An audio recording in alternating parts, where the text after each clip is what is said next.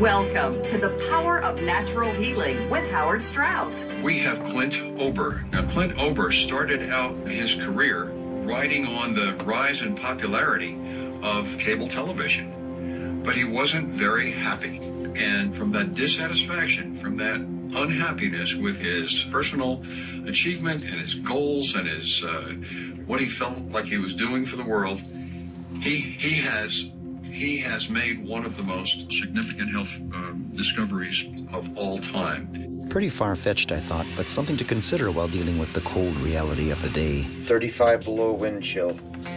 Does the sink work? 20 below zero, sitting overnight. Couldn't use this. Oh dear. But the more I thought about that internet show with its elevated message, perhaps there was some truth to it. Greatest health discovery ever?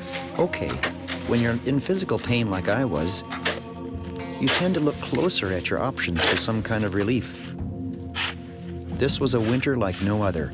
44 feet of snow fell in total. There's a reason why I feel crappy today yet. Hello! Can you help me carry some pieces of firewood? The workload was daunting and unrelenting. My back muscles kept me in agony. My frozen hands stayed numb. Here's a fence. It's an 8-foot-high fence. But as you can see, I take care of orphaned wildlife. Their lives fared much better in the brutal season compared to their wild counterparts. You might have wondered what that greatest health discovery pronouncement made on that internet show was. It is called earthing, which refers to the recent uncovering of the fact that major health benefits result from contact with the Earth's energy field by walking barefoot.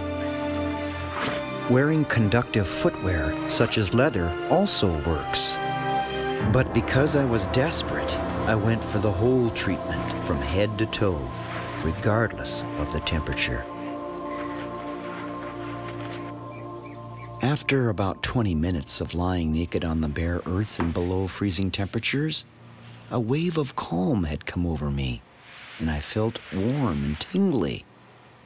The next morning, something was missing. It was the pain in my back, and both of my hands were no longer numb. This was crazy. How could this have occurred? Was it my imagination? Did I simply tell myself the pain would go away if I touched the earth, and by doing so it would? I decided to try a different method. Of course, I didn't want to stay connected to the earth by lying outside in the cold. Since earthing or grounding is all about soaking up the earth's free electrons, all I needed to do was stick a grounding rod into the earth and bring the energy right into the cabin. And while I was at it, why not start an experiment to see if this magic works on other living things? And so I also cut 2 sprigs off a cottonwood sapling, grounding one and not the other, to see if it would influence the sprouting of the buds. This, I thought, would be the litmus test. But hey, why stomp with cottonwood twigs? It was almost Valentine's Day, and my helper Rocky delivered ideal additional specimens for my experiment. thank you. I put the first batch of lilies in the new workshop edition, which were not grounded to the earth, and even added the stuff that comes with store-bought flowers to give them a longer shelf life. The other batch for the grounding experiment. But the next morning, after sleeping grounded, something else was happening. I noticed I wasn't grinding my teeth in my sleep anymore either. Things started coming into focus rapidly after that. The cottonwood sprig that was in the grounded vase sprouted before the other one. And then the verdict was in between the grounded and ungrounded lilies. Guess which lily kept its petals the longest? The grounded lily, of course. All the ungrounded lilies in the new workshop edition had long been dead. It is a moment like this that you just want to jump on your snow machine and get to the first person you can think of who is suffering, who might really take you seriously. That person was my associate Mario Benassi. And then my helper Rocky caught an internet discourse between 2 celebrity doctors about this earthing discovery. I got to say, I think a lot of folks are going to say this is where Dr. Mercola, he fell off the wagon on this one. What? Who's doing this? And who gave this idea? Well, it's because it's not simply walking barefoot. It's the devil's in the detail. It's walking barefoot on the earth. And the earth is a massive source of free electrons. And when you do that, these electrons go into your body. So my mother-in-law has been torturing me about this. She's been talking to me about walking barefoot outside, which I thought was just a scam to get me out of the house.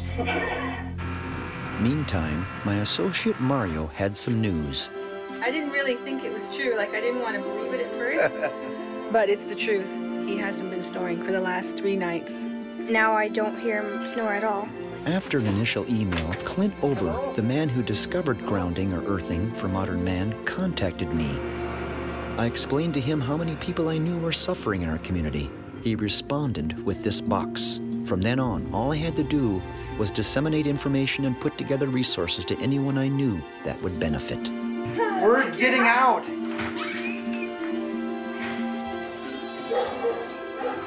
Tim, are you there? Now you're in pain, right? I am. You got what's the matter? Ruptured disc. So you're in always pain. Always. Take this.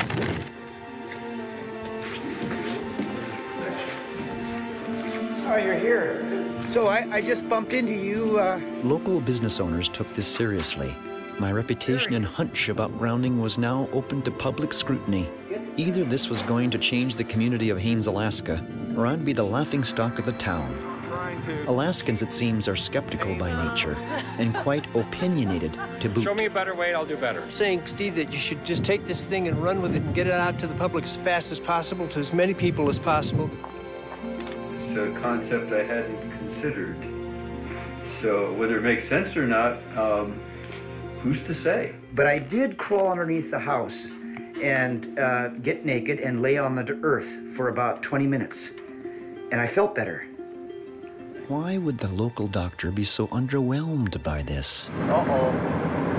Something happened here. Camera on, and I'll tell you how dang good I feel without any back problems whatsoever. Really? Has your back gotten better? I have absolutely no pain in my back whatsoever. And how long have you had this back pain prior to meeting on this earthing thing? 20 years. Day to day was a struggle. My goodness. Every day was a struggle to get through. Oh, we got it in the truck. Well, the wolf will like that. Almost everyone was being transformed, some literally overnight. So I placed calls with people at NASA for support in making this film. Hey, Steve Cosell, I try to not get involved in any way with things that I don't understand or don't, really know what to think about them. So I just can't do it. I hope that this turns out to be a breakthrough. Good luck to you, Steve.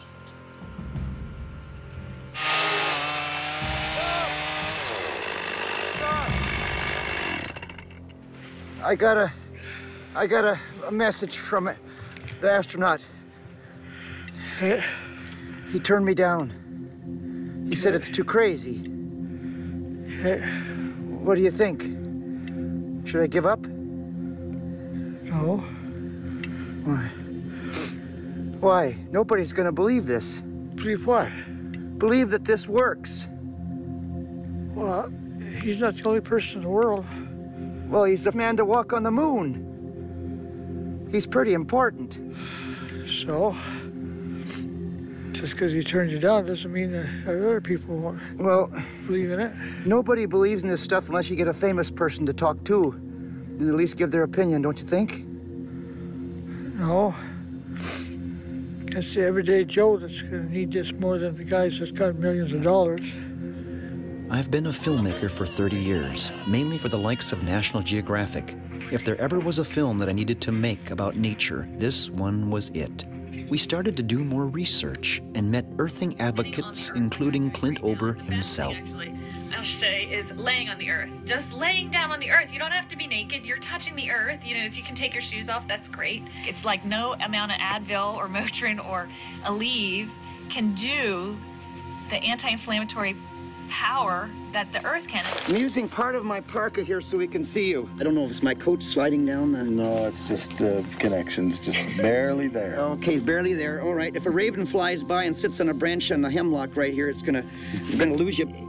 Our first Skype meeting with earthing discoverer Clint Ober and assistant Dr. Christie resulted in another shipment of boxes of information and resources to continue to ground our hometown. The deeper question needs to be asked. If there is a message at all about earthing, it really is. It's not about bed pads and wires and all that kind of stuff. It's more about our connection with nature, with the planet, with the universe, You know, we invented plastics in the 57, I think, DuPont, and it started entering the market in the 60s. The first thing we did with plastics is we put them on the soles of our shoes. It always amazes me how much insight and wisdom can be deciphered from observing nature. This wolf I live with, named Isis, was also raised with the help of my veterinarian, Dr. Vic Walker. Until this moment, Dr. Walker had no knowledge of what was happening regarding earthing and my involvement with it. You got powerful jaws, don't they? They're barefoot, essentially. You're my veterinary, from the sanctioned by the state of Alaska to look over the animals here and everything. Mm-hmm. You love this wolf? Oh, yes. At this moment, Dr. Walker revealed the chronic pain and stress his wife was currently going through. So she deals with inflammation and pain. Mm. Is that right? Yes. I'll give her this. What's this, Steve? Not a day went by that I wasn't amazed with reports from people in our town. As hints of spring began to become evident, I kept a close eye on the snow lines for the first opportunity to become emancipated from footwear. With the longer days and warm winds, one of the family decided to suddenly wake up after months of hibernation. Her name is Kitty, a 5-year-old grizzly bear, orphaned as a cub and given to me by the state of Alaska to take care of for the rest of her life. Here's another creature, gifted with the extension of the senses we seem to have lost or never attained, living by voices we shall never hear. The awakening of the bear also awakened something in me, something that said how beautiful the natural cycle of life is, how precise rhythmic patterns of the earth work, and how the hum of the earth is in sync with the moon and the forces beyond that. How beautiful it all is.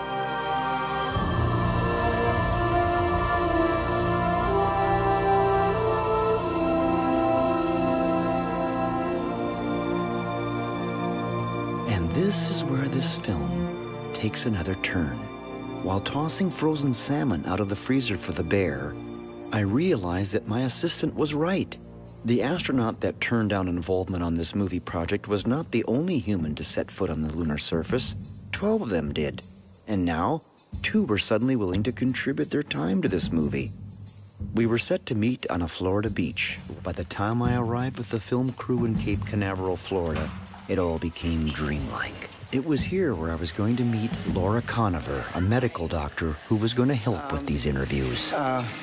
There's 3 rooms under Richard Smith. Richard Smith? Would you like a grounded or non-grounded room? What? Smoking or non-smoking? Non-smoking. The film crew couldn't resist letting the hotel receptionist in on the subject matter of this documentary. But it did plant a seed of an idea in my mind to share with a motel owner back in Alaska.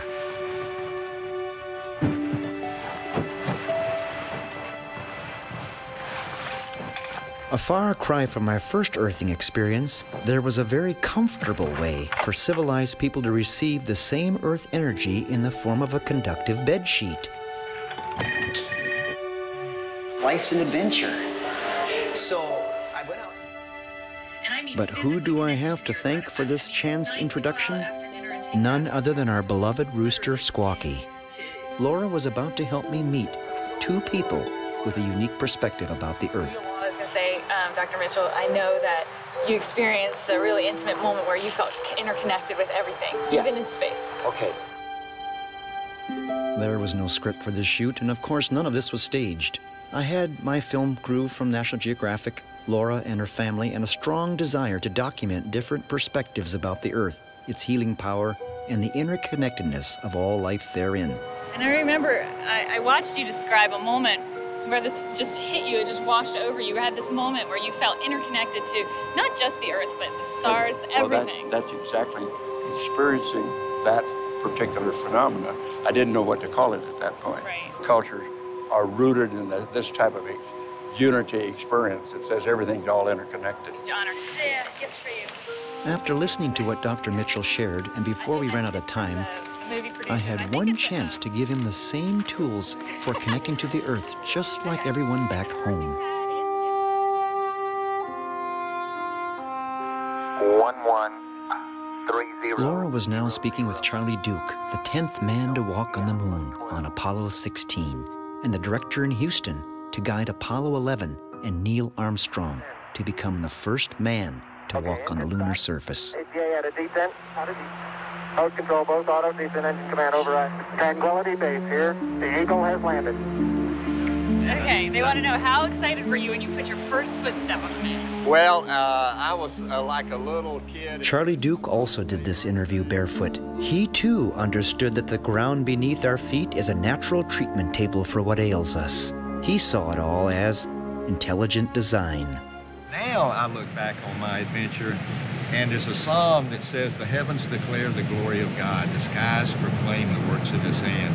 And it is not an accident, it's not a chance, it's just an orderly universe that we see, and the planets in their courses, and the stars, and all of the physical laws that are so repeatable over and over and over again. And I see God's hand in that.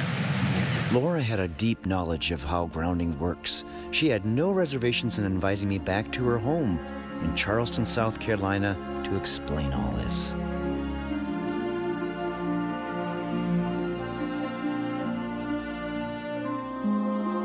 It was in Dr. Conover's home that I could see her vision and understanding about how earthing works and what it can do for humanity.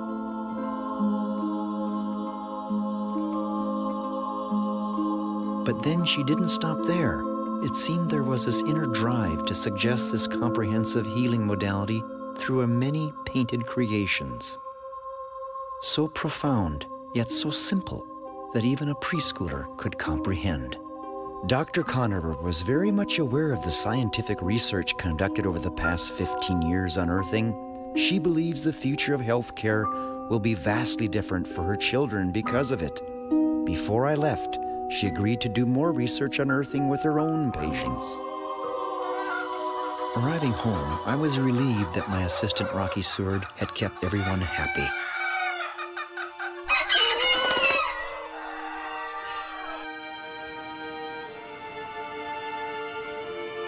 In my hometown, there continued to be profound and life-impacting reports. At the Eagle Foundation, for example, there was Dave Ulrud, who had been a paraplegic for 30 years, in a state of unimaginable suffering, barely able to twitch his toes. Until now. He had only been grounded a month.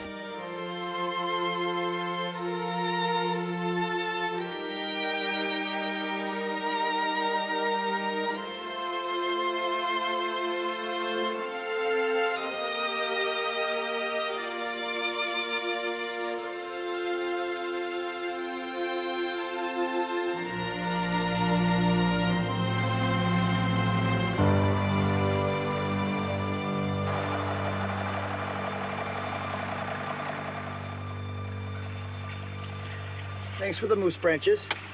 You're welcome. What are you going to help me, what's that?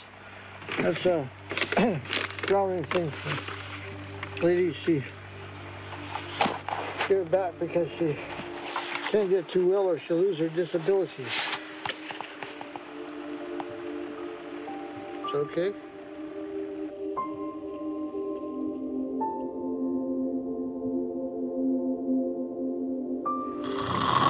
But then there was Rocky himself, a man who lives a hard life and sort of is homeless, who sleeps in his truck each night, until I invited him to stay with me in the cabin.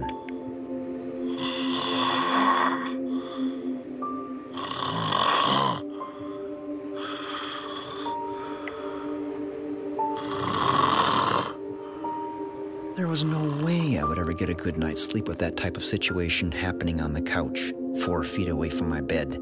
The next night, Mr. Seward agreed to allow me to hook him up to the earth in an experiment.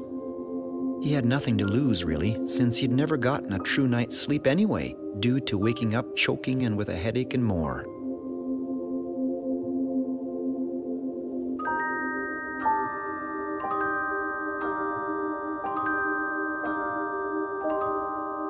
You guessed it, he never snored again.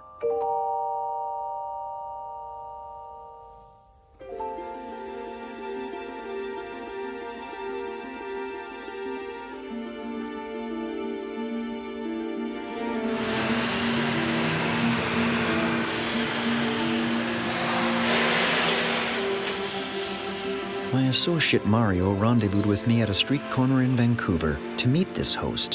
His name is Dr. David Suzuki. But who is he really? He's probably one of the most well-known scientists of our age. He's a national hero in Canada, and he's probably one of the most eminent ecologists that people recognize. I think I should tuck my shirt in. Yeah, maybe. Dr. Suzuki. Hi. Hello, nice to meet you. I've been following you since I was a little kid. Okay. Where are you now? Well, live in Alaska. In Alaska? Outside of Haines, Alaska. Yeah, yeah. And this is Mario Bonassi. He's Hi. an Nice associate to of mine. meet you. We used to shoot for PBS and all of these different things, nature shows. But between the two of us, I don't think we've ever been so tongue-tied to meet you. Come on. Come on, let's go on. Okay. Okay, you lead the way. Yeah, okay. So you haven't visited this place? I have never been here. I explained to Dr. Suzuki how our town was benefiting from earthing and asked if he thought reconnecting to the Earth's energy field would be beneficial. Absolutely. We need to be connected with the Earth, which gave us birth. The moment I was born, I needed a breath of air, as did everyone else. And from that time to the last breath we take before we die, we need air 15 to 40 times a minute. That's nature, man. We take air into our bodies, we fuse with it, and pump it through our systems. We are air. We are water. 70% of my body is water, for heaven's sakes, and we leak it all the time through our skin and our eyes and our nose and our crotch, and we lose water, and we have to keep topping up. That water comes from all over the world. We are a part of nature. That's what we are.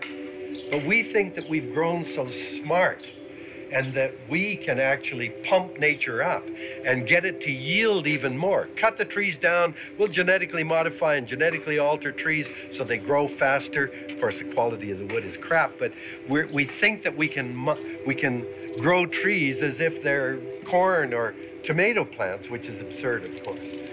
We have now become the most numerous mammal on the planet, but we're not like wildebeest or mice or caribou. We are endowed with huge amounts of technology, a consumptive appetite that is insatiable, and we are trashing the planet as a result. And we're trashing our home. It's our home. We were fortunate enough on this journey to meet historian Freddie Silva, who clearly understood the Earth's energy fields from the perspective of the intuitions of ancient people. What is it that you were doing that brought you out to the west coast here of Canada? I sort of work with ancient systems of knowledge.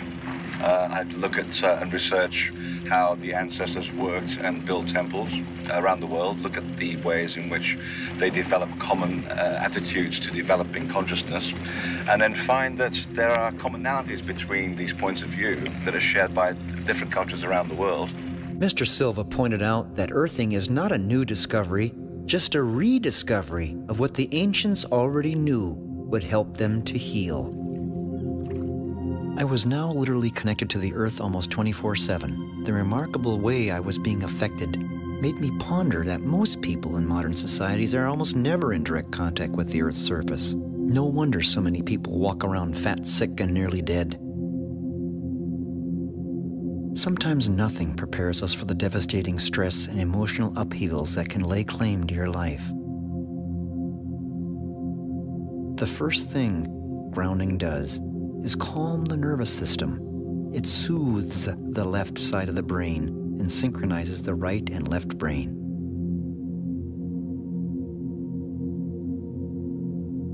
Where I found pain relief was to do what the ancients did. Immerse myself unclothed into the earth. It's like throwing a bucket of water on a fire as opposed to using just a cup. More exposed skin allows the earth electrons to flow into one with much more volume and intensity.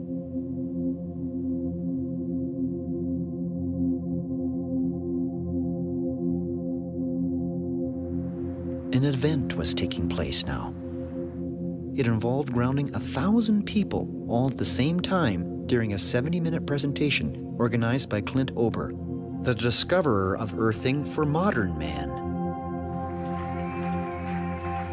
First, there was Carol Alt, who spoke about body care, and with that, comes the realization for millions of women that earthing is the holy grail for beauty care.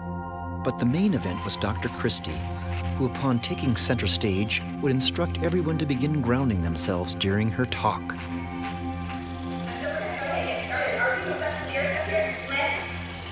Yes.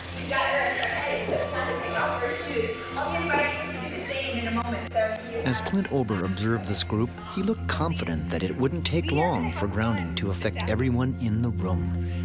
We're gonna have a good time. I was nowhere near prepared for the number of people that were affected by being grounded, that came back and wanted to talk to me. How do you interview almost 1,000 people? It's such a simple and so profound and powerful concept. And it's right there beneath our feet.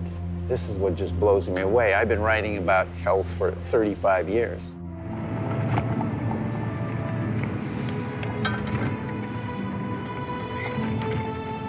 I got a call from the state of Alaska, another orphaned animal, this time a baby moose. Because she was likely a mere 48 hours old, I had to keep her safe from hungry wild grizzlies, and so I put her in a bear-proof horse trailer with the doors shut temporarily. I named her Karen. Because the horse trailer kept Karen ungrounded, I devised a way to reconnect this moose calf to the earth with a grounding pad. She instinctively knew where to lie down, whether it was concealed or not. The next step was an exercise in reality having to do with true nutrition. This moose primarily needed raw milk with all the live enzymes. If it was pasteurized, she would likely die. Yet, I'm amazed that people are told there is no difference at the grocery store. The flow of people to my porch wanting to be grounded never let up, and word continued to spread. By the time the daisies were in bloom, I was elated with the return of my son Garrett from his work down south. Garrett and his 19-year-old girlfriend, Esther, were somewhat aware of earthing, but wanted to learn more. I would show them.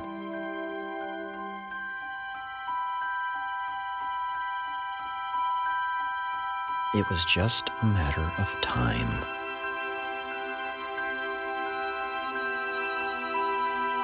The plants themselves had something to say about earthing.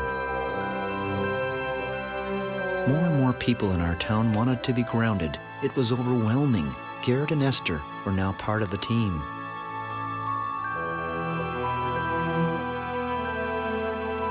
I wanted to make an impression on these two kids and collected as many plants as I had room for to replicate and verify. I just laid back and watched. If grounding is all a placebo effect in humans, then the results with plants would be pretty black and white, I thought. Vegetation can't lie.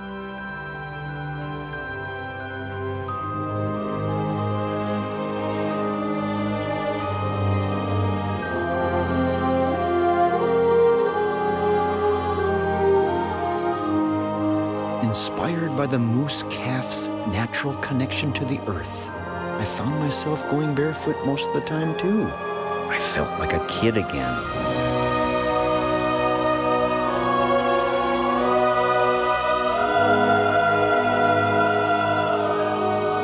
As time passed, my veterinarian, Dr. Walker, returned with his family. By now, even he had experienced what earthing had rendered.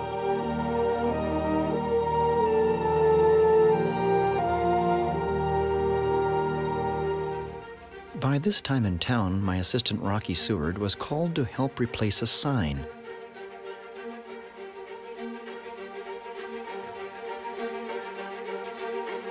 An official declaration to our entire community and beyond. The first motel in the nation to offer overnight accommodations, grounded. On the other side of the continent, Dr. Laura Conover also had studies underway. Her interviews with the Apollo astronauts gave her inspiration. They too were running trials with plants. Y'all come on back now.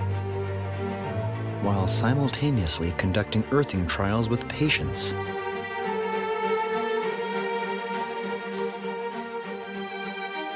Tell me how the study went for you. The main reason I wanted to do this was because anytime you say, oh, walk outside in your bare feet and lose weight, that would be awesome. I have loved the study. I noticed that I was sleeping better. I had a deeper sleep. And now long term, I don't have pain at all anymore. I can't say enough how much of a difference this has made in my life. Laura's children took these patient results in like they were multiple miracles. And the lab results stunned everyone. Then renowned cardiologist Dr. Stephen Sinatra heard of the study. Well, never before in a history of humankind we have to ground. Laura Conover continued to email all of us, particularly my son Garrett and his girlfriend Esther. It caused these kids to question everything from the food we eat to the drugs people take to what they were taught in science class in high school, and above all, why we all wear rubber-soled shoes.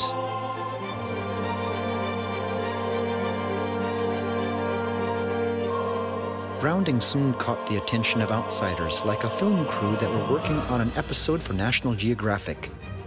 The show's host took a particular interest in what happens to plants. I pointed out clinical case studies online with the Geographic team of the seemingly miraculous disappearance of chronic inflammation in patients, verified by thermography, which distinctly depicts reduction in inflammation through color temperatures. As for Garrett and Esther, it was time to whet their appetites.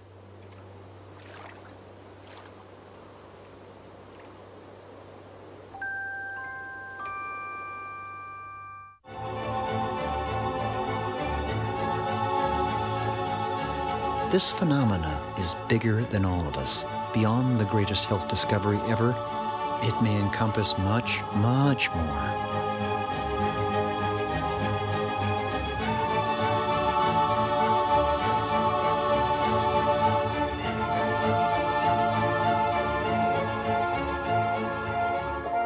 The curiosity of these two kids now led them on a quest, just like me.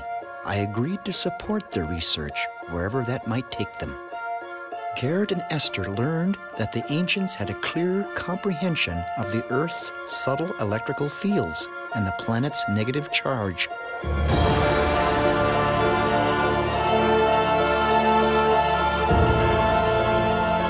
Gothic cathedrals were oftentimes built exactly upon energy hotspots. All of these sites, whether conical mounds or stone circles, were built with impressive precision, rivaling any technology we possess today.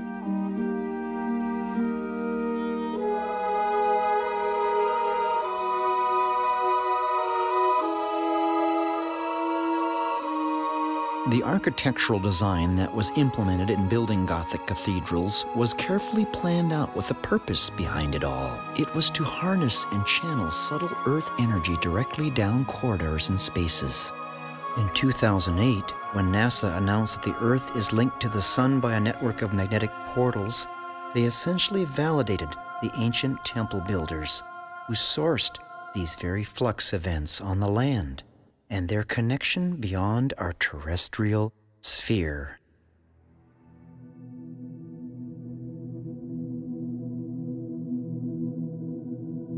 Then I was determined to meet someone who could infuse insight, answers, and hope. John Stuart Reid brought me to an ancient stone circle site called Long Meg and Her Daughters, which is considered one of the largest stone circles in the UK next to Stonehenge. It is in this cow pasture where John and I began some analysis of the breadth and width of these individual stones and their formational link to the Earth's energy. These stones, put here thousands of years ago along with their inscriptions, have weathered the test of time. What were these ancient secrets? I was about to find out. Experiments are conducted inside a special room called the Faraday cage. It is in this environment where studies take place with instruments such as the Simoscope, which uses a few drops of water to manifest frequencies. It's an audio oscillator, and we're going to set it to the Schumann cavity resonance of 7.83 hertz. The frequency of the Earth. It has never been seen before like this. This heartbeat occurs in the spherical cavity between the surface of the Earth and the ionosphere. Whoa.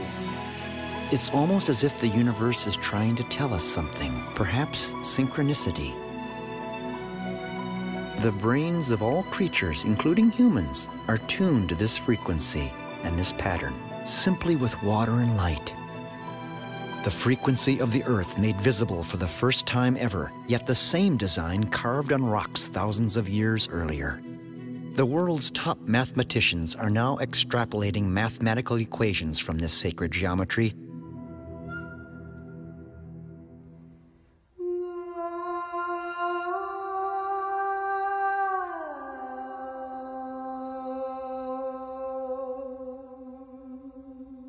Then I heard about a teenage girl named Ray Heim who was running barefoot coast to coast. I wanted to cheer her on.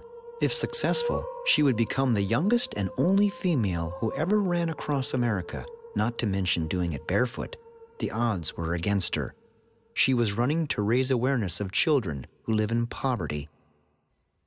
Because of the oppressive heat and drought conditions Ray was running through, I thought the best place to meet would be where there was both shade and free energy. Ray had no idea why I chose a sunflower field to meet in. She was running on asphalt most of the time, which is non-conductive, and since the soil was so parched, it was also non-conductive. However, Ray could receive earth energy if all she did was touch one thing. The roots of the sunflower went deep into the earth, and so the moist stem was essentially a grounding rod, giving Ray Earth's power. Now aware of this secret, Ray was gifted with an edge.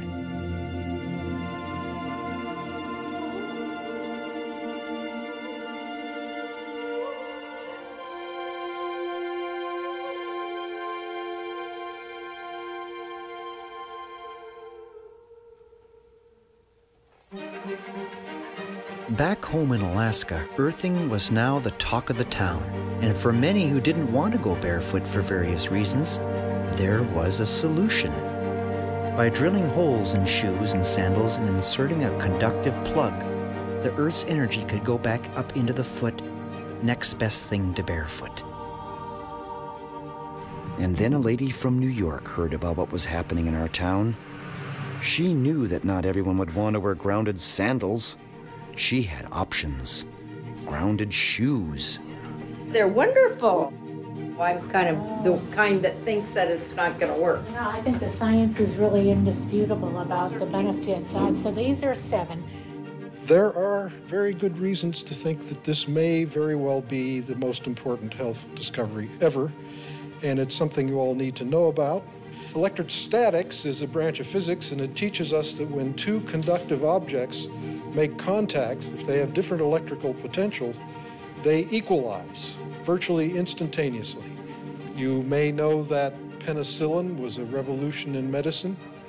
This is a revolution in healthcare that I think transcends penicillin.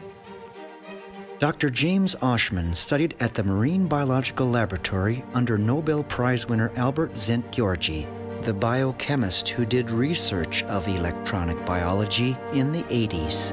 Dr. James Oshman responded to all the questions that Esther and Garrett sent him.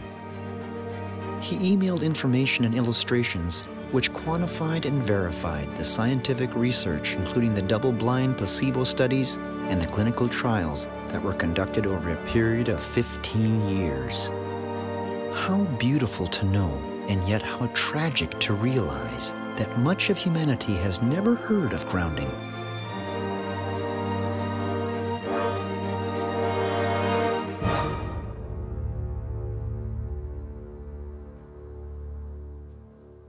Because of profound effects that earthing has on women of all ages, Dr. Laura Conover would email Esther and Garrett pictures she painted that spoke in subtle detail of this fact.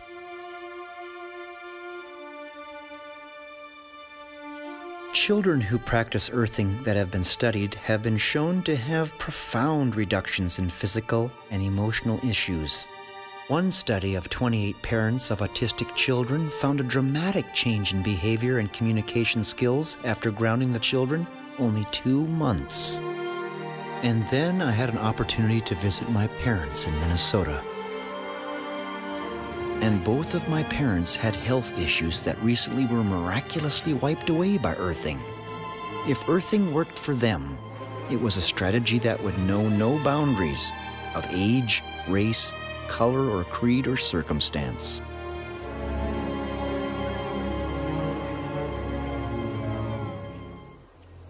At the urging of my parents, I flew to nearby Chicago, where there was another advocate of earthing, who is known to millions of people around the world.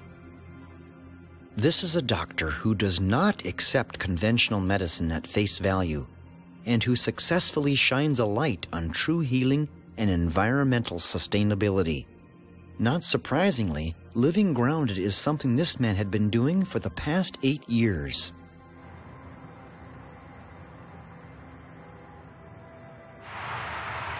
It's hard to believe, isn't it? It is. His name is Dr. Joseph Mercola, the physician that we had seen in February on a show discussing grounding with Dr. Oz. Do you go barefoot a lot? Most of the time, Yeah. except when I'm driving or have to do a professional video shoot.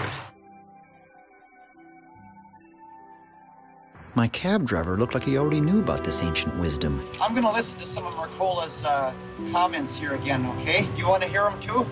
Okay.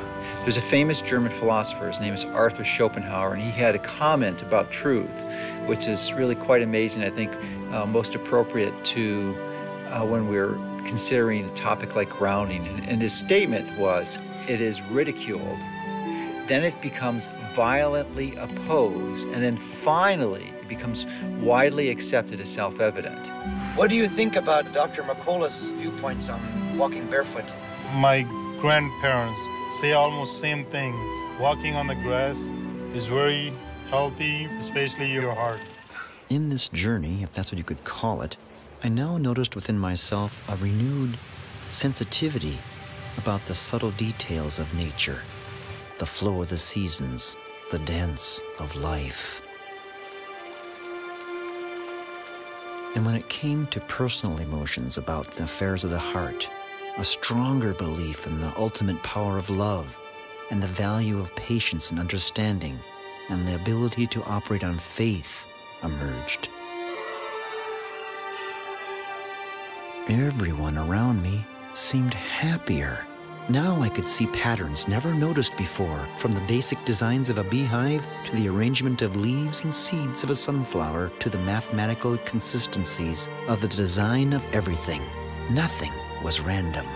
It's more about our connection with nature, with the planet, with the universe.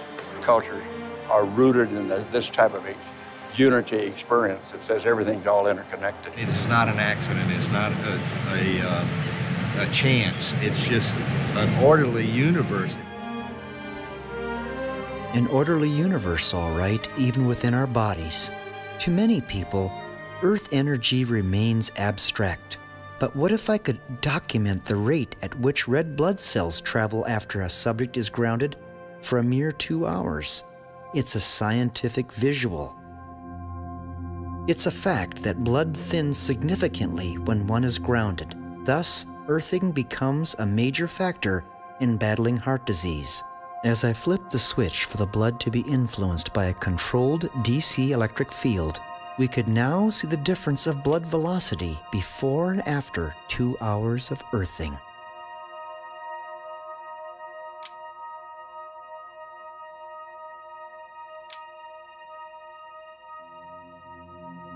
As you can see, under controlled conditions of the DC current, the blood cell velocity is unequivocal before and after earthing for 2 hours. Dr. Gary Schwartz, along with Dr. Christie, oversee these studies at the University of Arizona. I followed Dr. Christie to another research facility in Southern California to meet Dr. Gaetan Chevalier, a biophysicist and electrophysiologist.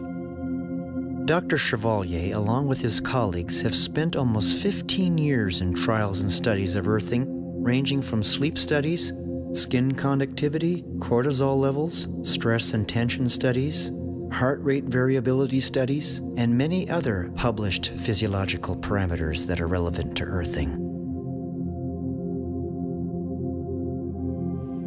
On Skype, Garrett and Esther were looking for international opinions and comments on the subject of earthing. I'm Pavel Sauchal. I am a physician. I'm a neurosurgeon.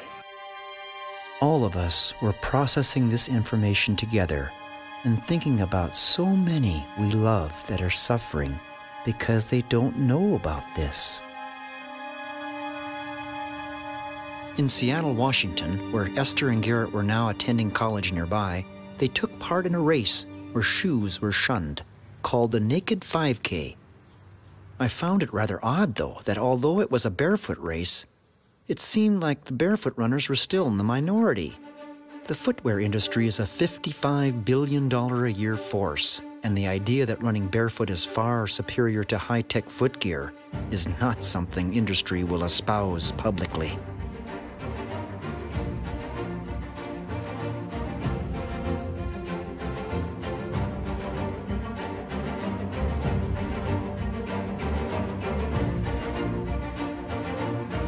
There was a biker cameraman at this event, however, that told us of a race down in central Mexico that makes any other marathon pale in comparison. He invited us to his home to see what he documented. This filmmaker's name is Sterling Noren, and Sterling wanted to show us the story and proof of the Tarahumara Indians he follows. They live in a remote canyon in central Mexico, and they're able to run superhuman marathon distances of up to 250 miles. No one on Earth can match their endurance, and many observers attribute their capability to the simple fact of living barefoot.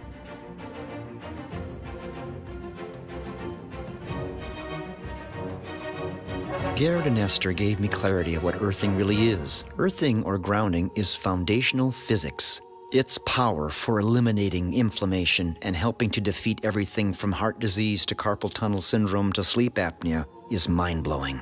But this energy medicine suggests something universal. I followed the intuitions of these two kids to Maui, to the University of Hawaii's Institute for Astronomy.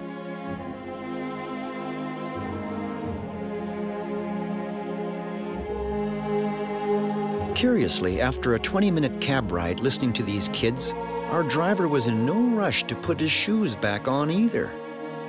Dr. J.D. Armstrong took it from there, bringing us higher and higher, above the clouds and away from the light pollution of the city of Kahului down below, to the Haleakala Observatory, where some of the world's most powerful telescopes peer through the portals of the universe and reap data that is transmitted to NASA, to governments, to institutions worldwide. To understand why or how grounding works at all, we have to comprehend why or how the Earth has a negative charge to start with.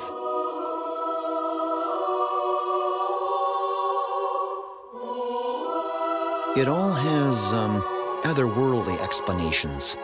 It involves space itself, and the sun, and the moon, and the weather, and lightning, and the Earth's core, and how it's all interconnected. And to look into this deeper, one has to wait a while.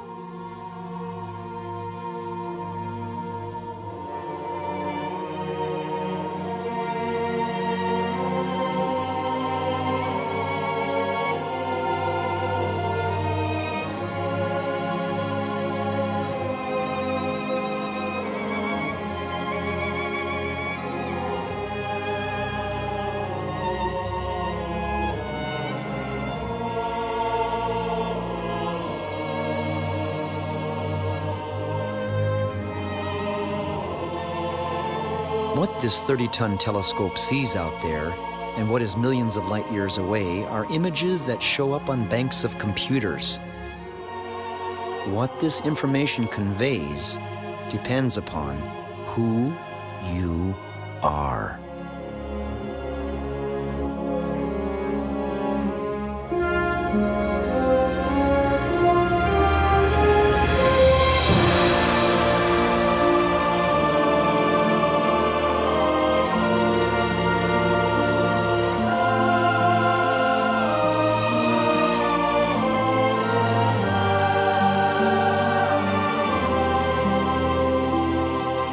For Esther, what she saw in incomprehensibly infinite space was the same thing in the design of Garrett's ear, a fractal, a spiral, a sequence. In fact, the spirals in space and the spirals found in the outer and inner ear and elsewhere are all the same.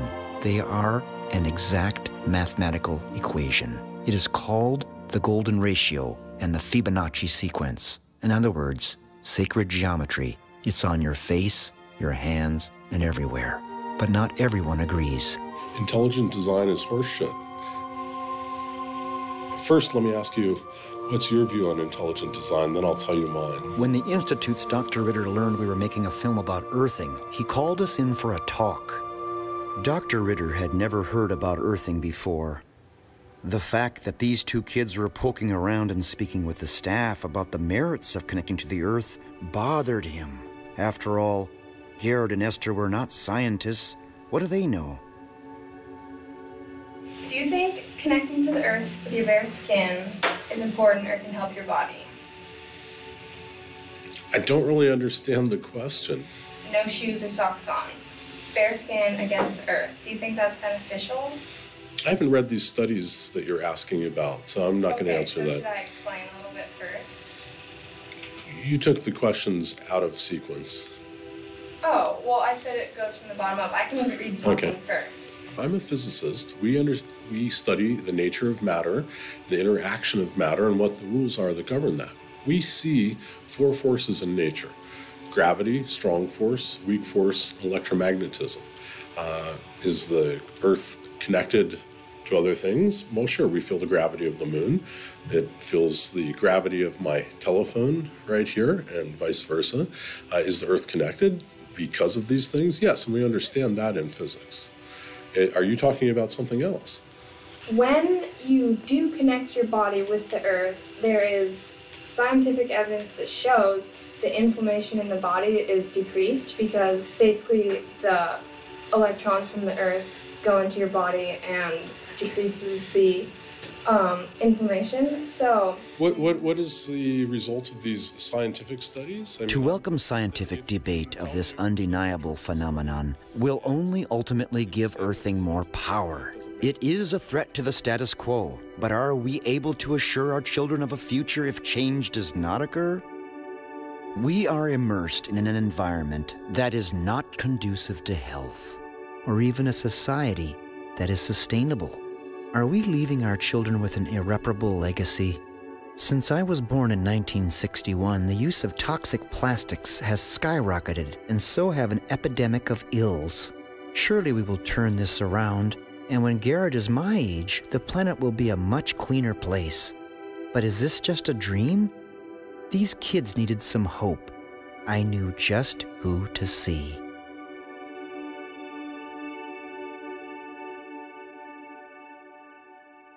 But before our guest arrived, I had a time of reflection.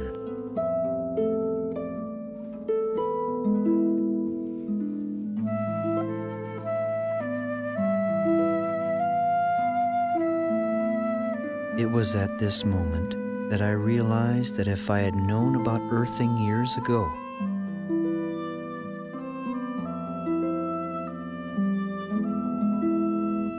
the mother of my son would still be in this world.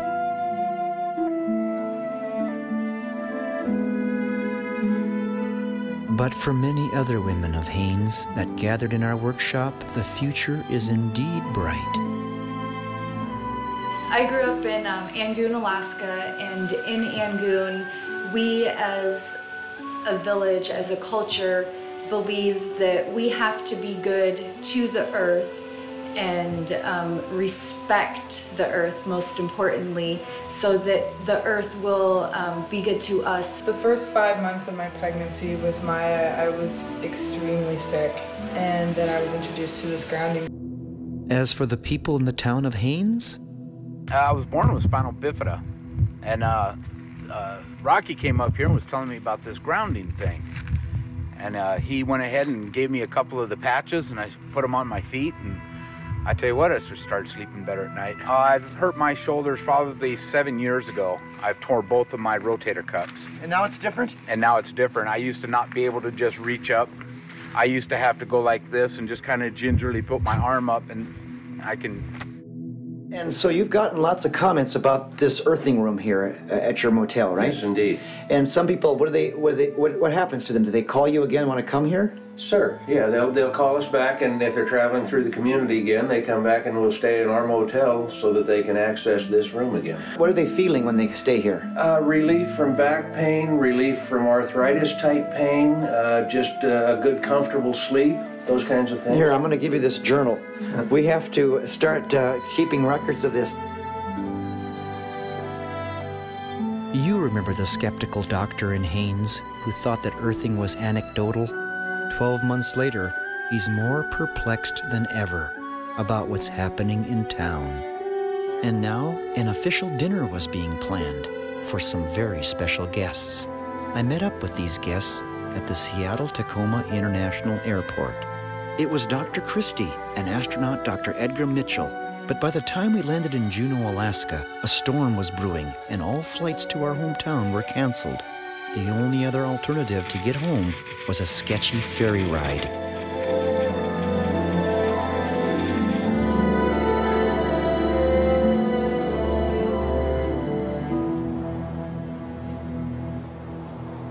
No amount of cold and snow or storms could cancel this event.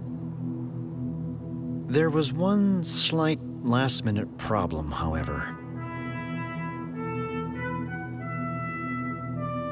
Remember the Eagle's Nest Motel, first in the nation to offer an earthing room?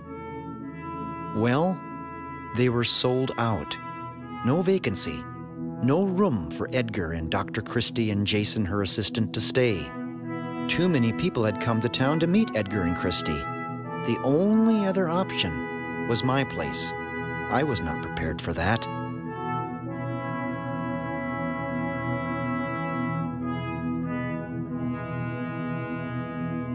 When Dr. Mitchell asked, "Is there plumbing in there?" as a joke, well, no, there really wasn't. All the pipes are frozen. Ironically, it all started to feel familiar.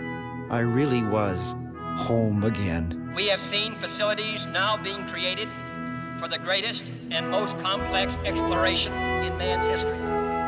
We have felt the ground shake and the air shattered by the testing of a Saturn C-1 booster rocket, many times as powerful as the Atlas which launched John Glenn, generating power equivalents to 10,000 automobiles with their accelerator on the floor.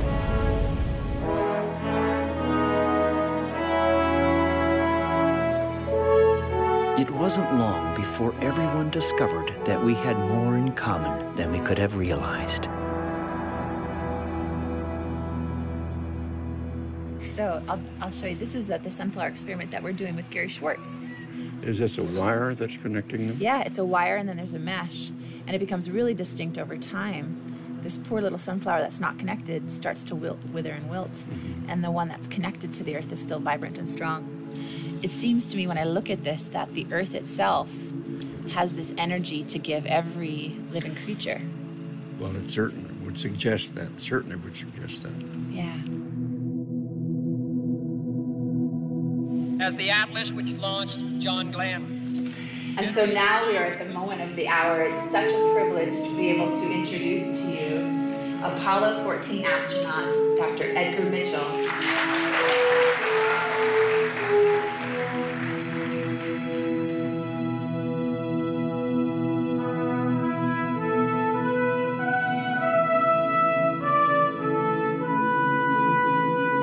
There is a saying in one of the traditions that I'm familiar with that says, "Let there be peace on earth, and let it begin with me."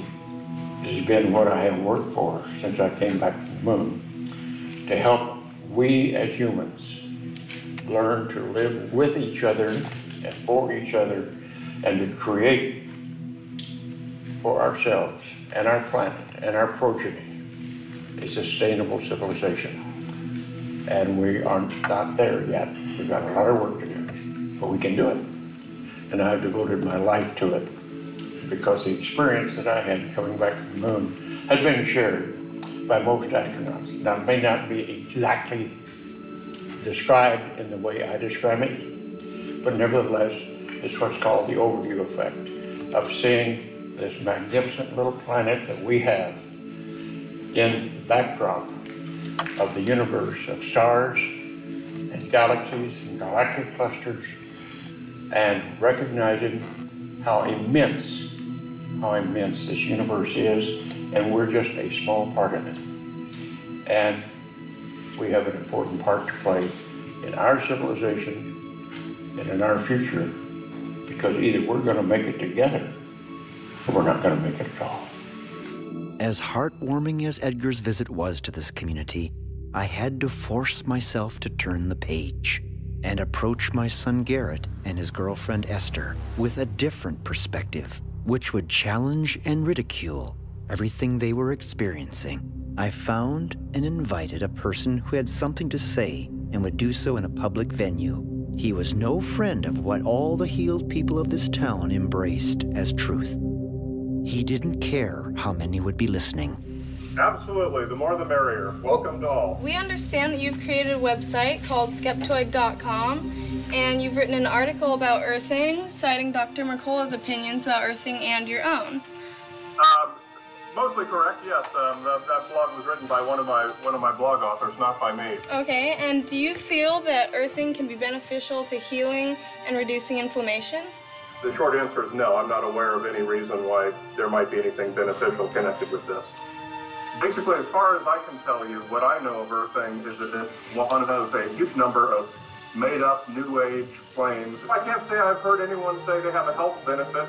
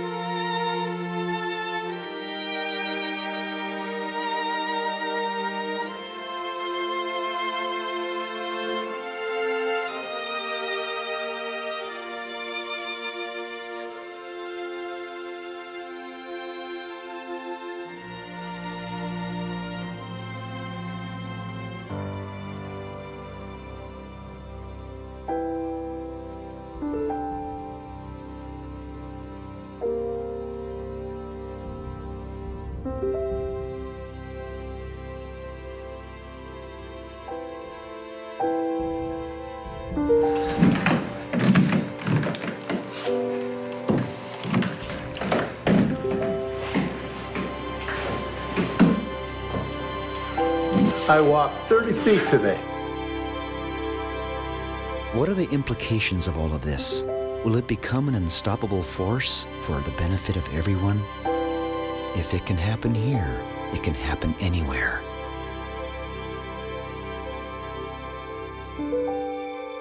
So, in the end, I remembered the others over this past 11 months that helped with this film and how they were affected.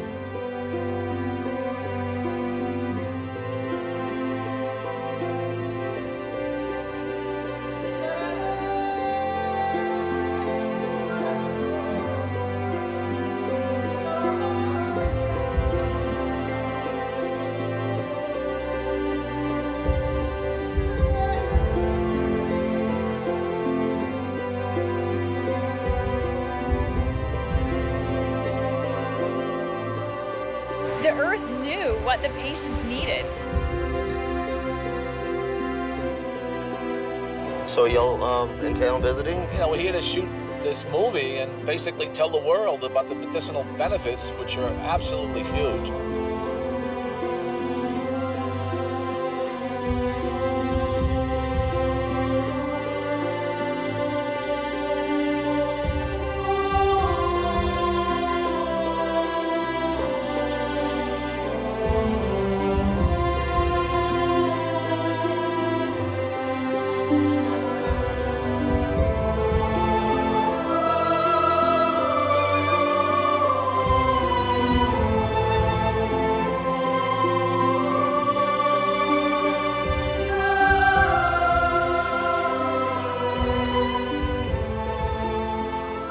As for me, I don't know what the future holds, but whatever happens, I'll certainly have memories.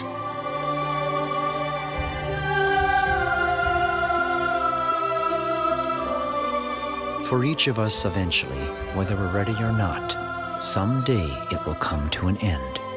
There will be no more sunrises, no more minutes, hours, or days. All the things you collected, whether treasured or forgotten, will pass to someone else. Your wealth, fame, and temporal power will shrivel to irrelevance. It won't matter whether you are beautiful or brilliant, rich or poor, famous or anonymous, or thought to be those things. What will matter is not what we got, but what we gave. Not what we bought, but what we built. For those you loved. And if there is love, there is a reason to hope. I think now I'm ready for winter.